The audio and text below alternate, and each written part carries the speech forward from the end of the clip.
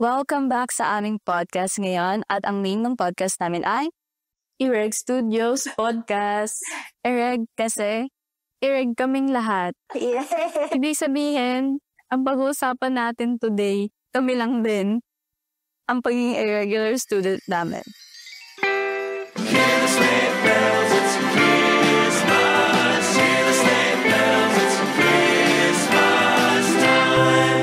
So, start natin yung introduction. Introduce yourself muna, tapos what course and what year.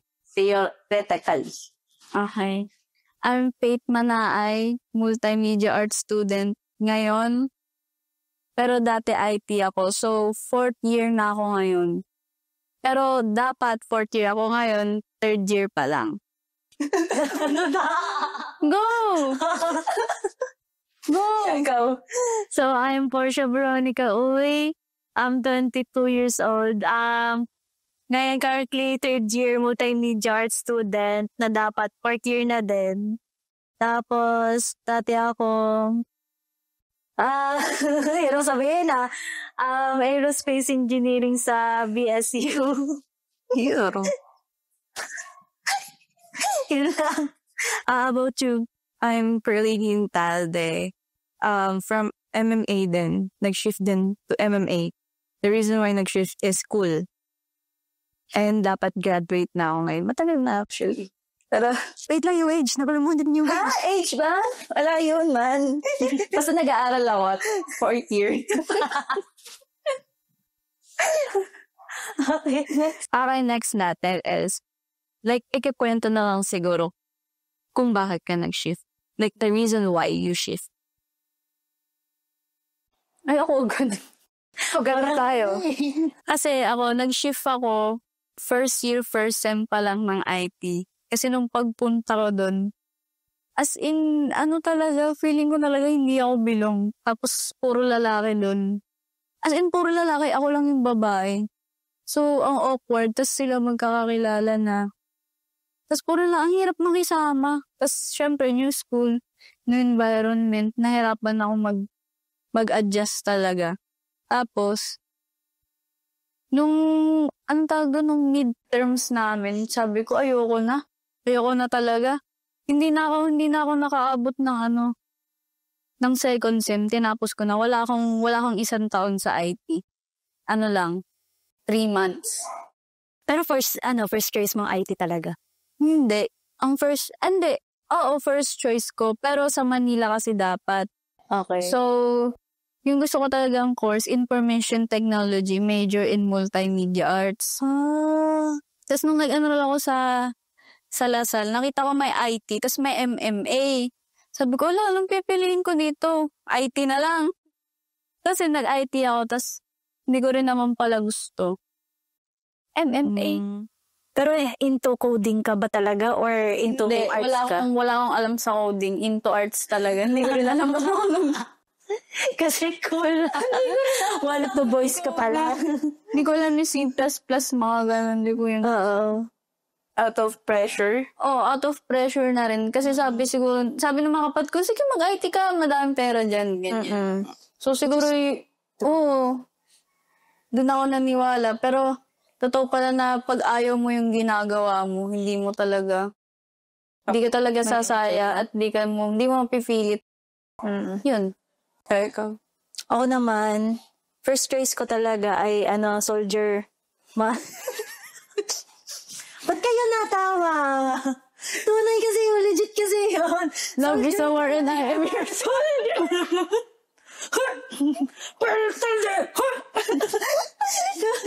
Legit talaga, soldier talaga, sin. Mahalin man, pero ayoko sa army nor sa Navy. Gusto ko sa Air Force. Kasi gusto ko din mag-pilot nun. And then, ayun nga, sabi ko, okay, mukha naman ako matalino, nag-step ako. Mukhang kaya ko naman pag nag-college ako. Ganun kataas yung confidence ko nung high school. Nung pagtungtong ko nung college, so BSU, di ba sa BSU, aware kayo na parang scholar siya ng bayan. Wala siyang tuition. Yes, State University. Yan nga, engineering, nakuha ko doon kasi nandun ako sa BSU, libre ang tuition, so why not hindi pa yung yung medyo maayos-ayos na program. Wala akong idea sa program kong yun. And then, ayun, nagtuloy-tuloy ako. Sabi ko nung first sem, pag na ako, parang di ko na kaya kasi parang naiiwan ako sa pag-aaral nila. Kada lesson, aral. Kaya ako parang hindi na ako masyadong nagaganahan sa ganun. Pero supported naman din yung mga katropa ko doon. Meron lang ding iba talagang ayaw kong makasama, parang ang toxic na din. Parang nare-left out ako, ganun. Sa second sem nun, sabi ko parang aalis na ako. Kailangan ko na kausapin magulang ko. First year lang. First year lang.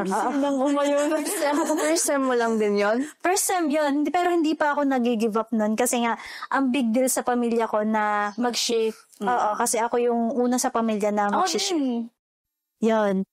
Kaya sobrang big deal na kailangan ko bang sabihin sa kanila. Parang kailangan kong mag-ipon ng lakas ng loob para sabihin sa kanila na, Nay, parang hindi para sa akin tong engineering. Kasi nga, dream din ng tatay ko na isa sa amin may engineer. Kasi, alam mo yung parang kapag may pupunta sa amin, tapos parang pagmamalaki na, ay, itong ko, engineer. Kasi yun, parang binobroadcast ng tatay ko ng ganon. Nagdadalawang isip na ako na, pag nag-shift ako, ganito din pa kaya ka-proud ng tatay. So, yun talaga, nag-ipon ako ng lakas ng loob. And then, ayun, yung second sem na, medyo nahihirapan na ako sa math equation kineme doon. Nakaganto na yung grades ko. Sabi ko, pag bumagsak ako dito, lilipat na ako. Wala. Hintay mo pang bumagsak. Hintay mo bumagsak. Tikain sa TOR. Ayun. Pero yun, nung hindi naman ako bumagsak, pumasa ako. Sabi ko, hindi, lilipat na ako. Tinapos ko lang yung first year na yun. Tapos lumipat ako ng multimedia kasi nga, into filming talaga ako nung high school. Sabi ko, akala ko, hobby ko lang to. Yung pala, passion ko na pala yun. Ayun, sa akin lang talaga big deal na lumipat. Kasi nga, first shifty sa pamilya. Ayun. Shock, same. Okay, good pa. Choice or circumstance? Choice. No? It's a choice, always a choice. So, yung akin din naman, galing kasi ako LPU, Batangas. Lasal.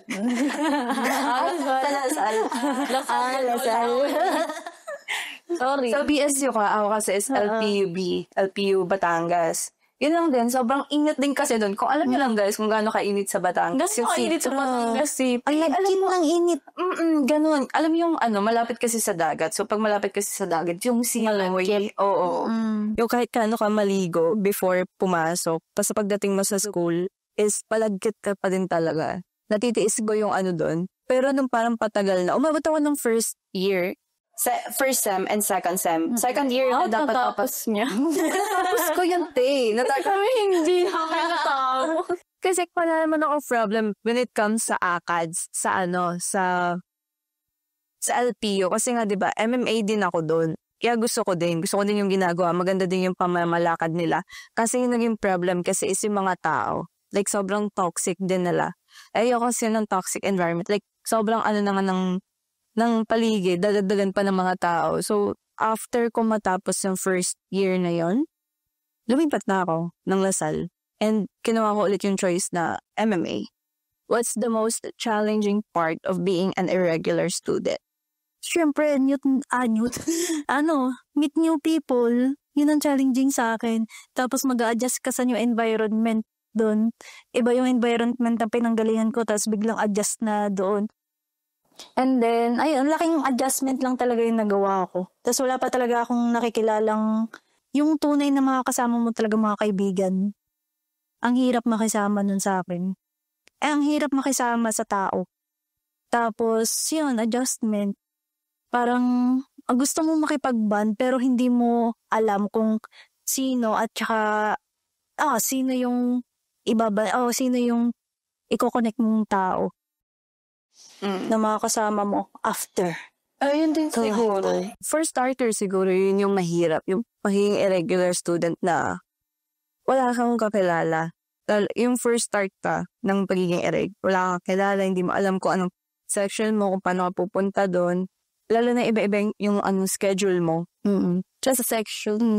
Sa Lasal kasi, ganun kasi sa Lasal, na ilalagay ka nila sa ibang course, hindi sa mga black section mo. Hindi ganun. pag ereg ka kasi doon, lalo na pag mga higher year yung subject mo, pwedeng pumunta ka ng engineering, ng tourism, ng mga kung ano-ano. Doon talaga masusubukan Sila yung magde-decide ng section mo nun. Sila magde-decide ng section mo. Hindi kayo lalagay sa MMA na MMA lang. Hindi. Sila yung magde-decide. And yun yung struggle doon sa pagiging irregular student na hindi mo kakilala at hindi pa, hindi mo pa kakilala yung mismong blockmates mo. Nandun ka na agad sa ibang course. Tapos yun siguro yung struggle doon, yung pakipagsalamuha, yung pakipag-socialize mo sa ibang tao. Sa akin, yung mahirap, yung pagdating na ng yung academic matter na. Kasi minsan, hindi ka nila tinatanong if okay lang ba sa'yo to, gantong oras tayo pupunta. Kumbaga, sa scheduling, dun talaga mahirap na kunwari, may group work kayo, gantong oras, pupunta tayo dito. Ikaw talaga mag-a-adjust. Ikaw mag-a-adjust. Sasabihin mo, may klase ako dyan. Pero yung iba kasi, hindi talaga sila considerate. Wala ka, bahala ka. May ganong mentality yung iba akong na-experience na kaklase. As in, wala silang pakialam kung hindi ka pumunta. Tapos sa evaluation, talaga, zero ka talaga. Hindi ka nila bibigyan ng chance bumawi, na sorry kasi ereg ako. Wala. Pero may isang class na parang kinukonsider nila yung mga ereg Sa PE siguro. Usually kasi like a PE, very considerate sila na kasi may mga ereg tayo, may mga irregular students tayo. So para i-adjust nila para lahat maka-attend ng practice. Pero pag mga minor, hindi talaga. Lalo na pag alam mo yung mga kaklase mo dun is very entitled talaga. As in, parang ka talagang outcast dun, Parang hindi ka nagbabayad ng tuition. Parang wala kang karapatan doon. Hindi sila yung mag-a-adjust para sa'yo. Since isa ka lang naman. Which is understandable naman. Hindi naman nila kailangan mag-adjust para sa atin. Pero at least tanungin man lang tayo. Okay lang ba sa'yo yung ganito? Anong lang, tayo naman talaga magawa ng paraan para makapunta. Kasi mga ganun yung mga GCs nila, like hindi mo alam kung ano nangyayari sa section nila doon, kung may basok ba or wala. Katulad last time, meron kasi akong experience na yung 3 hours vacant yun 3 hours akong vacant nun. Kasi hinihintay ko yung next subject ko and ibang course sila. Tapos hindi ko alam na wala pala silang pasok nun kasi may, parang may orientation or something sa course nila. Ako, wala ako sa GC nila dun. So hindi ko alam. Naghintay din ako ng 3 hours. Tapos pagdating ko lang sa room, wala palang klase. Tapos uwi na ako nun. Diba sabi ko pa sa'yo, sama na ako po siya, ayoko na sabi. Tapos sinasabi niyo na, pumasok, hindi ka pa nakapasok. Diba? Like, parang yung mentality mo din minsan nakaka-apekto. True. Pag mga ganyang sitwasyon na hindi mo alam na wala palang pasok, hindi ka, sobrang outcast mo talaga. I think, responsibility din natin na mag-approach talaga. Kasi kung hindi ka mag-approach, walang mangyayari. Ikaw talaga magsasabi na, may GC ba tayo? Pwede nyo ba akong add sa GC nyo? Kakapala na lang. Solution, kailangan kailangan mong mag-approach, mag-initiate na, add mo ako dito. Kasi kung hindi, ikaw lang talaga kawawa. Kailangan mataas talaga yung mo na kailangan mo na buhatin yung sarili mo papasok sa section nila. Kasi kung hindi, katulad yan, like, wala ka talaga alam, hindi mo talaga alam. Ako kasi minsan, pag ganyan, minsan drained yung social battery mo. So parang, nahihiya ka na, ayoko na mag-approach, like, kahayaan mo na lang, choice. Wala kang choice. Kasi minsan wala kang choice, ganyan. Nakakapagod talaga siya. Nakakapagod siya mag-i-ereg. Nakakapagod maging-ereg. Kasi iba sasabihin, itong mga ereg na to, wala talaga, tatamad na nga Yun siya sa akin din kasi, na parang hindi tayo magkakasked din minsan. Ito, ba guys? Guys? Guys? Kasi as an ereg, lahat kasi kami ereg. So pag nagkakatugma yung schedule namin, tuwang-tuwa na kami. True. Tuwang-tuwa na kami. Parang isang celebration na yun na parang, magkakaschedule tayo. Gusto ko na pong Expected na magkakatropa tayo, no? Talaga kami, ereg. Ilan ba tayo? 5 Lima kami ereg. Kasi yung dalawa, puton ko. Yung Hindi mo nakarating yung dalawa. Yung isa naman, yung si Jules, no? Si Jules naman, anime class. Anim tayo, Ereg Studios. 6 nga. Kami tatlo yung present. Pero sa next vlog, sa next podcast, guys. Sana nandito sila. Sana nandito sila para yun. Kompleto na yung mga sandok namin dito. Hala, unti lang sandok namin na Tapos, di ba, kunyari yung minsan, yung parang nag-aano tayo, kung magkakaiba yung schedule kasi namin magtotropa, sa lunch kami nagkikita. Oo. Lunch nga talaga. Lunch. Tapos doon maglaro ang lahat. Para pag nakita mo sila, ay salamat. Okay Ay, salamat. Parang kakahinga ka. Yung safe space ako, hindi na ako papanggap. Tapos na yung ko. Ay, salamat. Tapos na yung pagpapanggap ko na like, ako doon, mystery girl. Oo. Na para bang, sino to? So the next question is, what's the biggest lesson you've learned? Wait lang. Biggest mistake. Dami yan. Pag narinig ng mistake, sabi ko na Lesson you learned kasi. Okay, akala ko biggest mistake. Okay, go. Ito, what's the biggest?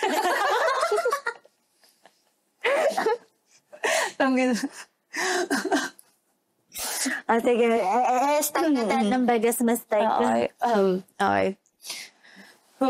What's the biggest? Ako na nga magbasa? Ikaw ask, what's the biggest question?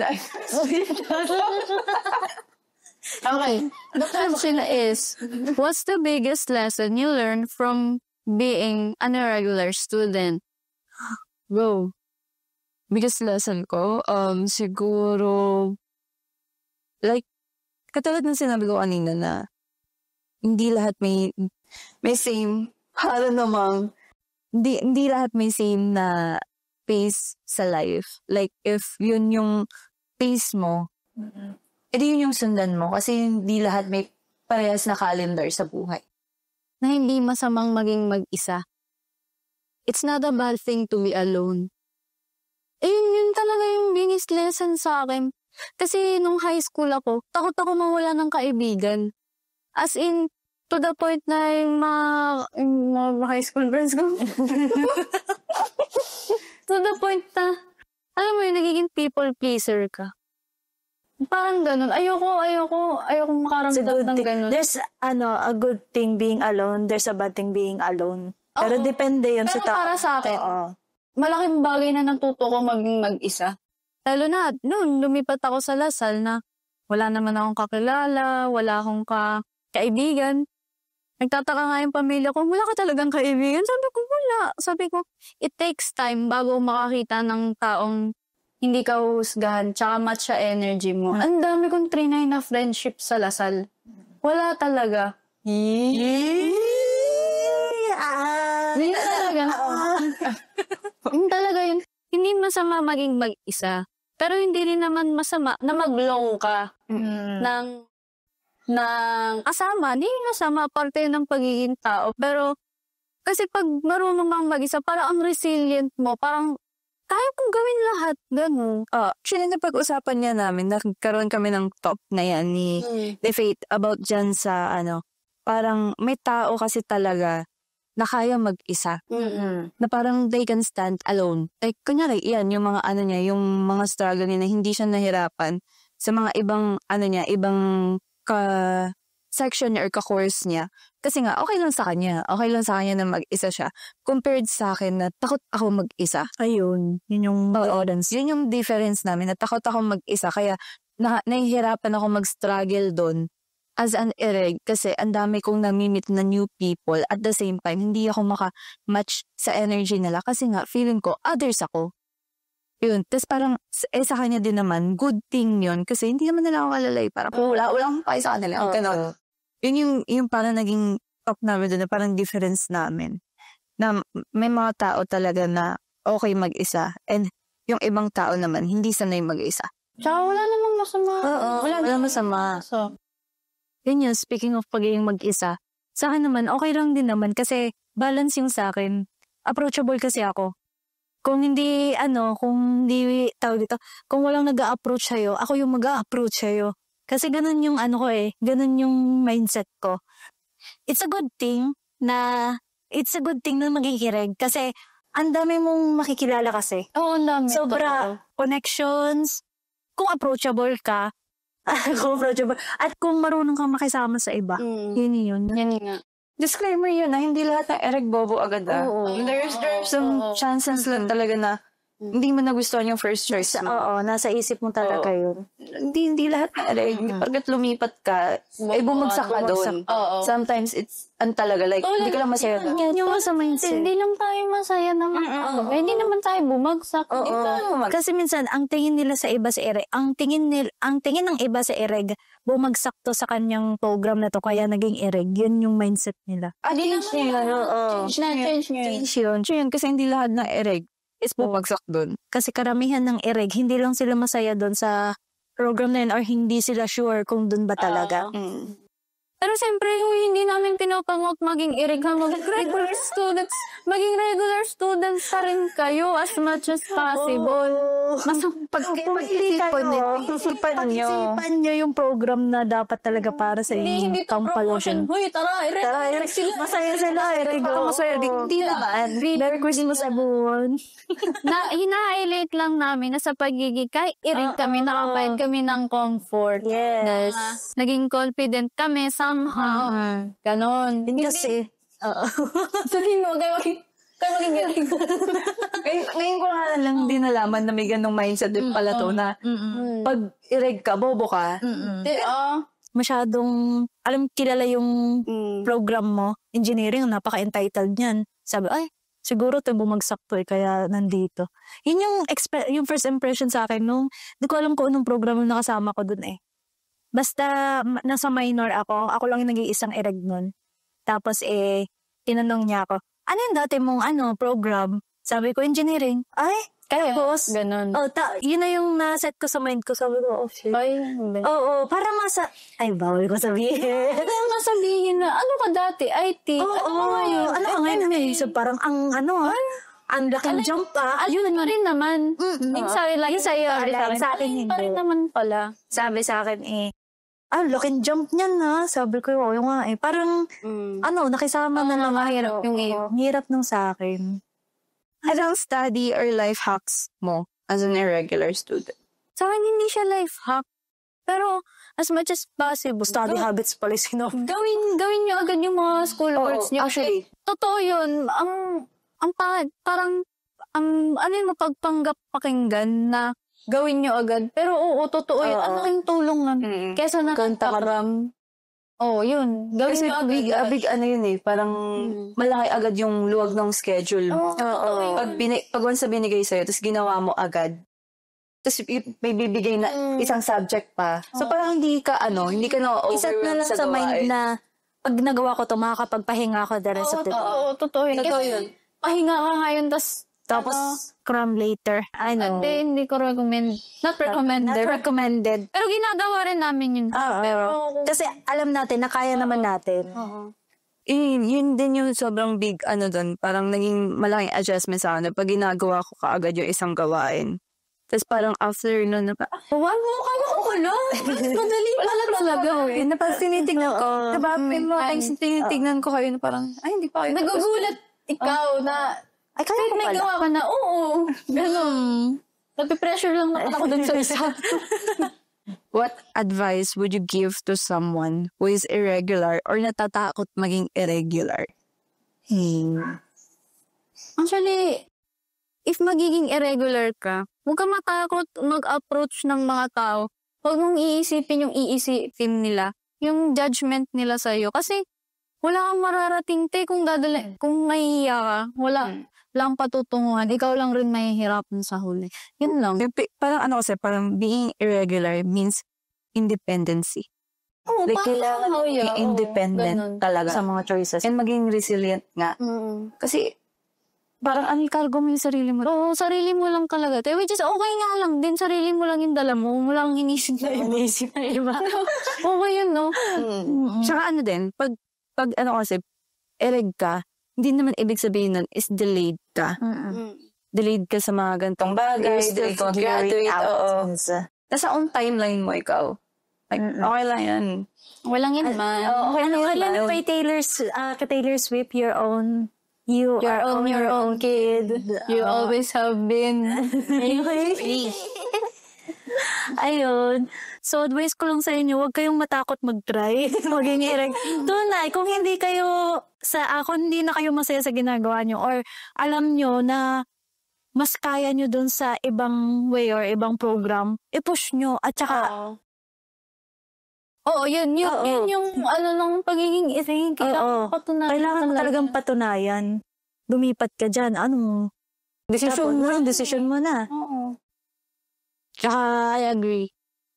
Napaka-blessed din natin kasi biruin mo, pinayagan tayo ng mga magulang natin. Yun din yun.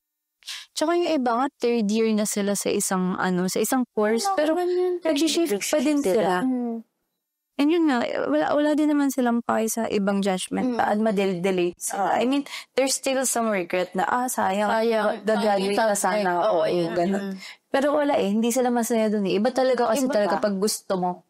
Pag gusto mo yung ginagawa. Ang cheesy pakinggan, pero totoo. Ito na yun. Grabe yung impact nun. Last question, bago tayo mag-wrap up. Wrap it up. Ting, ting, ting.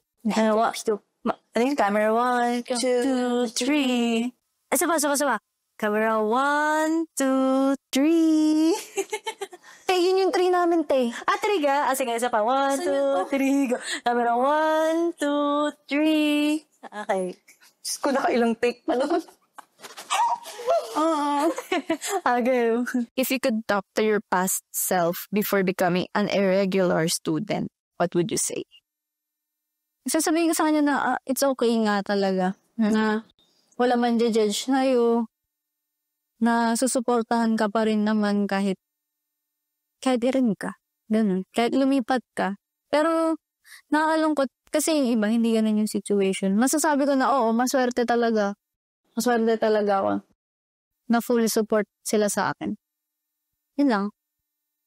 Ako naman siguro, masasabi kong worth it. Like, i-push mo yan. Maybe you're having doubts now. Pero i-push mo yan kasi at the long run, sobrang worth it niya. I swear. Yung pagod na alam mong masaya. Masarap. Masarap yung pagod na nararamdaman mo during those films na ginagawa mo. Hindi mo siya pagsisisihan. Promise. Like, kahit gantong age mo na, kahit sobrang delayed mo. Like, kahit may mga doubts ka minsan na parang, delayed na ba ako? Delayed na ba ako sa mga like ka-batchmate ko? Parang, no. You're still gonna make a way to make this route na mag-make sense sa'yo. Para sa akin, yun din. Same din sa inyo. Pero sabi ko kay self I'm so proud of you. So proud of you kasi even though na strict nga yung parents mo, parang nakapaggawa ka ng sarili mong decision na alam mo sa sarili mo na kaya mo. So, ayun, go with the flow. Pero not always go with the flow. Alamin mo din yung strategy mo pag nag-go ka dyan sa flow na yun. Grabe yun. Kailangan mo lang pala kumain. Gutom siya nga. Gutom pala siya kanina para mag-make sense. Ngayon may laman. Magulo pero may laman. Oo, naiintindihan ka namin sa yung mga nakikinig. Naiintindihan na namin siya, guys. Congrats. Yes. Ito na lang ito na lang ipapasok. In 3 minutes na yun. Kanina parang, Ano? Alright. Yun lang pala yun. Okay, next. Okay. Ay, yun lang pala yun. Last question na yun. Okay, guys. Okay. So, thank you, Faith, Portia, and Pax. Yes. Ang nagpakilala ng sarili for being with us in Ereg Studios. Studio to, Ereg. Yeah. Pero bahay ni Faith. Hindi, studio to. So, see you sa next podcast. Salamat. Kung gusto niyo pa ng next podcast, comment down below. Comment. And subscribe. Para mga ipopost. Comment down below. Mga questions nyo. Like and subscribe. Ay, doon sa taas. Ding! Ding! hear the sleigh bells